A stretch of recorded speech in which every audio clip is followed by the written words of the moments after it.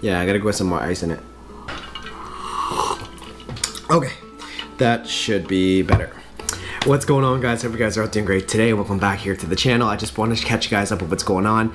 I don't know what's going on. I think it's maybe because of the pandemic, or maybe there's some like car parts that's just been delayed. I hear a lot of stories and articles that a lot of like parts from China and stuff like that's been very delayed. So a lot of people are just buying a lot of used cars. I've noticed a huge spike in used cars and purchasing them and finding them, and they're just a little bit inflated. I don't know how long it's gonna be, but I don't think it's gonna go down anytime soon, quite honestly. But I've been searching for two specific cars from the last video. As you guys saw, a Mazda 2 or a Toyota Yaris.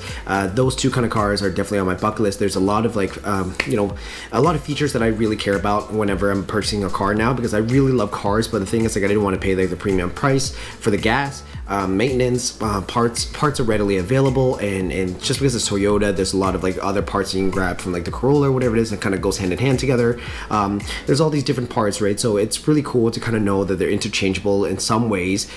So yeah, so I've just been compiling a whole entire list of things, like, because when you're purchasing a car, I want to show you guys along the process of my thought process. Something really important that I really want to share with you guys today is talking about the insurance portion of it. I remember when I was used to sell insurance for a living. I was doing this for like maybe in my first career and such, and I was just at a call center and I was calling, and some kid was so excited to go get insurance because he just bought a brand new Audi, and turns out that his insurance was like maybe like $500 a month.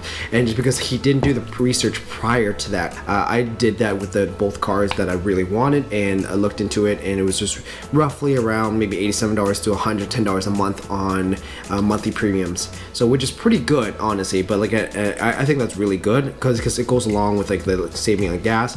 It's pretty cheap to insure, and maintenance pretty low. So these are kind of the categories that's super important to me, because I really want to just kind of have fun with the car, but also like not break the bank at the same time, right? Again, like, so keeping the expenses low, which is really, really important to me. So again, a lot of people don't do that. A lot of people just purchase the car. I don't recommend doing that, just because like you go and you get a little surprise, right? You're not too sure, or next thing you know, they search your record, and next thing you know, you totally forgot about that speeding ticket that's like 15 over. That's something that I got not that long ago, right? You're driving, you got 15 kilometers over, and then you just got dinged for that, right? So your insurance company does count for that. And so always look into that, always compare prices, and then every year, if I always compare other prices as well too. It's always important to kind of take a look at that. Number two is just looking at like saving gas, and these are the cars that I've honestly, I don't know. Again, the pandemic has just inflated a lot of like used car prices. That's inflated everything. So I've added a few more cars into my list of cool little hatchbacks that I really want to drive. It was a Honda Fit, a Hyundai Veloster. I don't know about this one. I'm kind of fence with this one. It's kind of like the Nissan Micra. I don't know what I think about that right now. I kind of like it, but I don't like it. It's just, I don't know. But searching for these cars in a manual transmission, it's hard. It's like a gem in itself as well too. And there's a few models out there that is just even more rare right now, right? Like let's just say the Toyota Yaris around the 2015 era. Finding them in a two-door manual is even harder.